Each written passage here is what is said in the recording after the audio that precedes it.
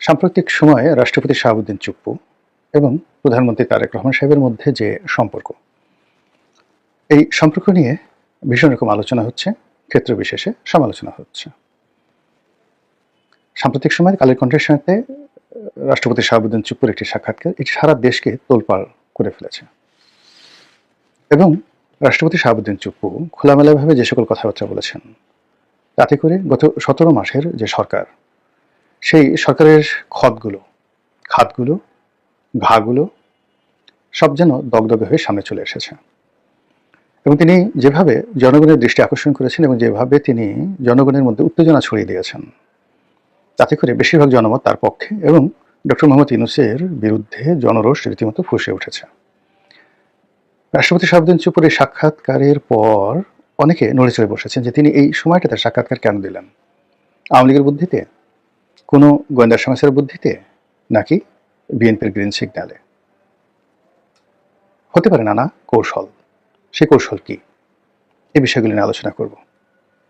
তার আগে বলে নেই যে শাহাবুদ্দিন চুপ্পু সাহেবের সঙ্গে তারেক রহমান সাহেবের সাম্প্রতিক যে অন্তরঙ্গ সম্পর্ক, বেশ কয়েকটি রাষ্ট্রীয় অনুষ্ঠানে তারা পাশাপাশি বসেছেন, পাশাপাশি হেঁটেছেন, একে অপরের সঙ্গে করমর্দন করেছেন। বিশেষ করে পিলখানা হত্যাকাণ্ডের অনুষ্ঠানে বনানী কবরস্থানে যখন রাষ্ট্রপতি গেলেন, তখন তারেক রহমান সাহেব সেখানে দাঁড়িয়েছিলেন প্রায় 8 মিনিট রাষ্ট্রপতির জন্য।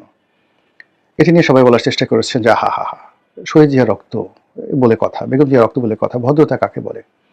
তিনি আওয়ামী লীগ দলীয় একজন রাষ্ট্রপতি, তার জন্য 8 মিনিট দাঁড়িয়ে থাকলেন, তার সম্মানে তাকে আগে এগিয়ে দিলেন, তার সঙ্গে হাত করমর্দন করলেন, হ্যান্ডশেক করলেন। এটা নিয়ে তারেক রহমান সাহেবের যারা লোকজন গুণমুগ্ধ, তারা প্রশংসায় ভাসছেন যে না, নেতা তো এরকমই হওয়া উচিত। অন্যদিকে যারা শাহাবুদ্দিন চুপ্পু সাহেব তাকে একটু সমালোচনা করতে চান, তারা টিটকারি করার চেষ্টা করছেন যে তারেক রহমান সাহেব তিনি রাজকীয় ব্যক্তিত্ব নিয়ে তিনি করমর্দনের জন্য এক হাত বাড়িয়ে দিয়েছেন, আর শাহাবুদ্দিন চুপ্পু সেই হাত 2 হাত দিয়ে চেপে ধরেছেন। এটা আন্তরিকতা হতে পারে, এটা আনুগত্য হতে পারে, এটা মিনতি হতে পারে, এটা আকুতি হতে পারে, হোয়াট এভার মেবি। তো তারেক রহমান সাহেবের সঙ্গে তার কোনো কালে এরকম সম্পর্ক ছিল না, বা সম্পর্ক থাকার কোনো কারণ নেই, রিজন নেই, যে কারণে তিনি ওইরকম একটা পরিবেশে, একেবারে শোকবহ একটা পরিবেশে, তাও আবার কবরস্থানে, যেন তেন জায়গায় নয়, কবরস্থানে দাঁড়িয়ে তিনি তারেক রহমান সাহেবের 2 হাত, মানে নিজের 2 হাত দিয়ে তারেক রহমান সাহেবের 1 হাত চেপে ধরবেন। গদগদ হয়ে কি বলেছেন আমরা জানি না। আর যারা সমালোচক তারা বলার চেষ্টা করছেন, বাপু গো, আমাকে একটু রেখে দেওয়া যায় না, বা আমাকে একটু রেখে দাও গো, বা আমাকে রাখলে তোমাদের অনেক কল্যাণ হবে। এই জিনিসগুলো টিটকারি করছে মানুষ। যেহেতু কথা হচ্ছে রাষ্ট্রপতিকে নিয়ে কথা হচ্ছে, তারেক রহমান সাহেবকে নিয়ে কথা হচ্ছে, হ্যান্ডশেক নিয়ে কথা হচ্ছে, কাজে এই বিষয়গুলো নিয়ে খোলামেলা কিছু কথা বলা দরকার। ইতিমধ্যে পেপারে এসেছে যে উদ্বোধনী রাষ্ট্রপতি সংসদ দেখেছেন এবং সংসদের উদ্বোধনী অনুষ্ঠানে রাষ্ট্রপতি ভাষণ দেবেন। তো এক্ষেত্রে যেটা ট্র্যাডিশন, সেটি হলো রাষ্ট্রপতি যে ভাষণটি দেন এটি মন্ত্রী পরিষদ বিভাগ তৈরি করে দেয়, ক্যাবিনেট ডিভিশন তৈরি করে দেয়। আর ক্যাবিনেট ডিভিশন তৈরি করে সাধারণত সরকারের কথা, বিএনপি সরকারের কথা। সবাই বলাবলি করছে যে এবারের ভাষণে জুলাই আগস্ট বিপ্লবের সময়টিতে শেখ হাসিনা এবং তার বাহিনী, তার তাবেদার, তার ছাত্রলীগ, যুবলীগ, আওয়ামী লীগ যে নির্মমতা চালিয়েছে, যে গুলি করেছে, সেটাকে সাহিত্যের ভাষায় হৃদয় বিদারক করে সুন্দর একটি রচনা লিখে সেটি রাষ্ট্রপতিকে দিয়ে পাঠ করানো হবে। এটি রাষ্ট্রপতির জন্য খুবই বিব্রতকর। তিনি ছাত্রলীগের বাই প্রোডাক্ট, মুক্তিযোদ্ধা, এবং শেখ হাসিনা তাকে অনেক মহব্বত করে ওই পদে বসিয়েছেন। পরবর্তীকালে তাদের মধ্যে কিছু টানাপোড়েন হয়েছিল, এটা সীমিত, কিন্তু তিনি কোনো অবস্থাতেই শেখ হাসিনা তার প্রতি যে দয়া দেখিয়েছেন, দাক্ষিণ্য দেখিয়েছেন, এটি তাকে কিয়ামতের ময়দানে পর্যন্ত শেখ হাসিনাকে কদমবুচি করতে হবে। এর কোনো বিকল্প নেই। শেখ হাসিনার প্রতি কৃতজ্ঞ থাকতে হবে। তো যে কোনো কিছুর বিনিময়ে শেখ হাসিনার বদনাম করা, বলা, যে কোনো রাষ্ট্রীয় কালচারের অধীনে থেকে তাকে এই কথাগুলো বলা তার জন্য রীতিমতো অবমাননাকর, কষ্টকর এবং নিজের বর্জ্য নিজে খাওয়ার মতো ঘৃণ্য একটি কাজ হয়ে যাবে। এখন এই কাজ করতে গিয়ে তিনি বাধ্য, মোটেও নয়। তিনি নতুন সরকার আসছে, তিনি পদত্যাগ করতে পারেন, পদত্যাগপত্র তিনি জমা দিতে পারেন, এমনকি তিনি বলতে পারেন যে নতুন রাষ্ট্রপতি নিয়োগ না হওয়া পর্যন্ত তিনি সংসদের অধিবেশন ডাকবেন না এবং নতুন রাষ্ট্রপতির হাতে ক্ষমতা হস্তান্তর করে তারপর তিনি যাবেন আর নতুন রাষ্ট্রপতি সংসদে বিদায়ী ভাষণ দেবেন, এটা তার জন্য কোনো বিষয় নয়। আর তিনি যখন গতানুগতিক এই কাজগুলো করবেন, আলটিমেটলি তার মুখ দিয়ে শেখ হাসিনার কথা বলতে হবে, তার বিরুদ্ধে কথা বলতে হবে এবং তার নিজের কর্মকাণ্ড সম্পর্কেও তাকে বাজে কথা বলতে হবে। এখন তিনি এই কাজটি কেন করবেন, এটা তার ব্যক্তিগত বিষয়। 2 নম্বর হলো যে বিএনপি কেন তাকে দিয়ে এই কাজটি করাতে চাচ্ছে। যদি নেতিবাচক অর্থে আমরা ধরি, তাহলে বলতে পারেন যে এটা বিএনপির এক ধরনের উৎসব।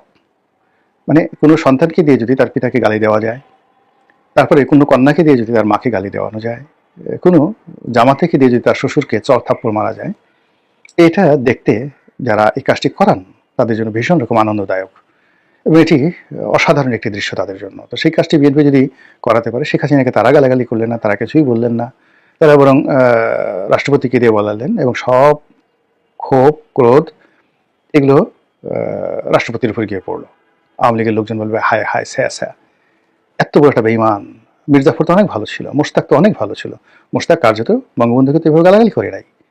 তো এই চুপ্পু কি করলো, আমরা কি করলাম, সি সি সি সি সি, এই ধরনের কথাবার্তা হতে থাকবে। এবং চুপ্পু সাহেবের শরীর ভালো, স্বাস্থ্য ভালো, তিনি হয়তো আরও দীর্ঘদিন জীবিত থাকবেন। আর রাষ্ট্র ক্ষমতা কি জিনিস, এটি কচুর পাতার পানির মতো, আজ আছে তো কাল নেই। এই যে ইউনূস সাহেবের এত ক্ষমতা আজ নেই, শেখ হাসিনার এত ক্ষমতা আজ নেই, তারেক রহমান সাহেবের এত ক্ষমতা কাল যে থাকবে, নট লাইক দ্যাট। আবার যে তারেক রহমান সাহেব চলে গেছিলেন, তিনি ফিরে এসেছেন, আবার যে আওয়ামী লীগ চলে গেছে সে যে আবার আসবে না, তাও তো কোনো গ্যারান্টি নেই। সেক্ষেত্রে আওয়ামী লীগ যদি আসে, তাহলে তারেক রহমান সাহেবের আগে এই যে তাদের যে চুপ্পু সাহেব, এদেরকে ডলা দেবেন বেশি। চুপ্পু সাহেব এবং চুপ্পু সাহেবের মধ্যে যারা আছেন তাদেরকে ডলা এমনভাবে ডলা দেবেন, পাটার উপরে রেখে পুতা দিয়ে মরিচ যেভাবে বাটে ওইভাবে বাটনা দেবে যদি শেখ হাসিনা জীবিত থাকে, এবং সেটা চুপ্পু সাহেব খুব ভালো করে জানে। ফলে এখানে চুপ্পু সাহেবকে একটা ঝুঁকি নিতে হচ্ছে, ভীষণ রকম ঝুঁকি নিতে হচ্ছে, এবং সেই ঝুঁকিটা তিনি যে নিচ্ছেন বা নিবেন, এটা এমনি এমনি তিনি নেবেন না। তিনি এত বোকা ব্যক্তি নন। তিনি বিএনপির কাছ থেকে তার মেয়াদের পূর্ণ গ্যারান্টি এবং সেফ এক্সিটের গ্যারান্টি না পাওয়া পর্যন্ত তিনি এই ঝুঁকি নিয়েছেন, নেবেন বলে আমার বিশ্বাস হচ্ছে না। বাকিটা তার ব্যাপার। এটা গেল চুপ্পু সাহেবের ব্যাপারে কথা। দ্বিতীয়ত হলো যে শাহাবুদ্দিন চুপ্পুকে রেখে দেওয়াটা তার মেয়াদ পর্যন্ত কিংবা এরপরেও সে যদি বিএনপিতে যোগ দেয়, অসুবিধাটা কি? কত মানুষ যোগ দিচ্ছে না, আমিও তো বিএনপিতে যোগ দিয়েছিলাম, সমস্যা কি? এতে সুবিধা হলো বহু। আমি এখানে 7টা সুবিধার কথা বলছি, আসলে এখানে শত শত সুবিধা রয়েছে। সেই সুবিধা হলো যে গত 17 মাসে যে কর্মকাণ্ডগুলো ঘটেছে, সেই কর্মকাণ্ডের ধারাবাহিকতা একটা নির্বাচন হয়েছে।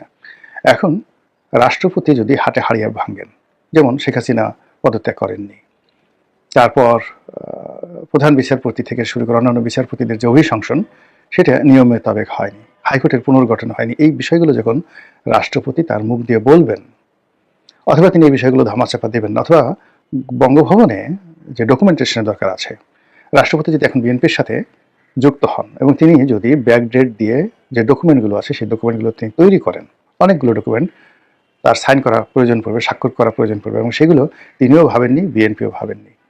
তো সেই জিনিসগুলো যদি তিনি ওখানে বসে বসে করেন, তাহলে এই যে তারেক রহমান সাহেবের ক্ষমতা গ্রহণ, নির্বাচন করা, সরকারের স্থায়িত্ব, এগুলোর একটা কন্টিনিউটি থাকবে, ধারাবাহিকতা থাকবে, সাস্টেনেবিলিটি থাকবে, কনসিস্টেন্সি থাকবে। কিন্তু যদি উনি চলে যান, বিদেশে চলে যান, বই লিখেন, এই জিনিসগুলো বর্ণনা করেন, সেটা আজকে না হোক কালকে না হোক, কোনোদিন যদি ক্ষমতার পট পরিবর্তন হয়, গণেশ উঠে যায়, তখন এর প্রত্যেকটা জিনিসের জন্য বহু মানুষকে ফাঁসির দড়িতে চড়তে হবে।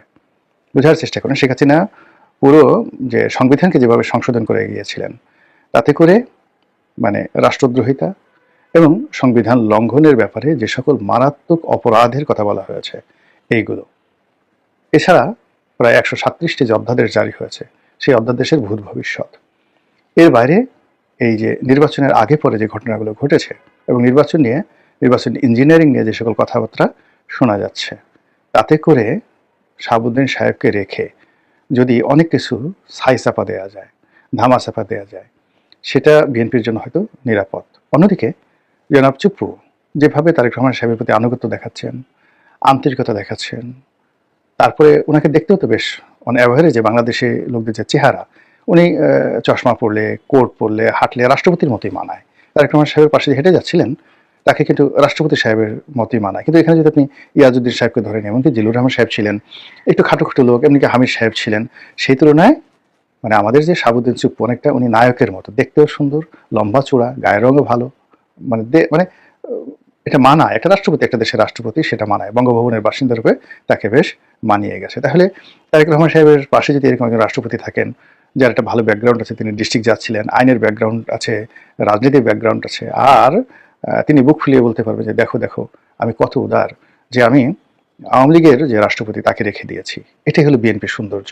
তো এই প্রচার এবং প্রোপাগান্ডা করার জন্য, কথা বলার জন্য, তার সঙ্গে সঙ্গে অনেকগুলো বিষয় ধামাচাপা দেওয়ার জন্য, অনেকগুলো বিষয় ছাই চাপা দেওয়ার জন্য যদি বিএনপি সিদ্ধান্ত নেয় যে রাষ্ট্রপতি চুপ্পুকে আরও কিছুদিন রেখে দিবেন, তাহলে এই যে লোকজন যেটা সন্দেহ করছে যে রাষ্ট্রপতি হয়তো আওয়ামী লীগের সঙ্গে বেইমানি করেছে বা বেইমানি করতে যাচ্ছে, তাহলে সেটি হয়তো দালিলিক রূপ পাবে। আবার অন্যদিকে যদি রাষ্ট্রপতিও ঠিক নিজের সেফ এক্সিট থেকে শুরু করে অন্যান্য বিষয়ে চিন্তা ভাবনা করে, সেক্ষেত্রে তার জন্য একটা বিকল্প, যে সে যদি একটা সুযোগ পায় তাহলে সুযোগ কে না নেয়, তিনিও সেই সুযোগ নিয়ে নিতে পারেন। তো দেখা যাক, রাজনীতি চলছে, জটিল কুটিল চাল চলছে একের পর এক, এবং কোন চালে কোন মন্ত্রী এমপি, কোন রাজা বাদশা কুপকাত হয়, আর কোন চালে রাজা রক্ষা পায়, সেটা এখন দেখার বিষয়। মহান আল্লাহ আমাদের সবাইকে হেদায়েত দান করুন এবং হেফাজত করুন। আসসালামু আলাইকুম ওয়া রাহমাতুল্লাহি ওয়া বারাকাতুহু।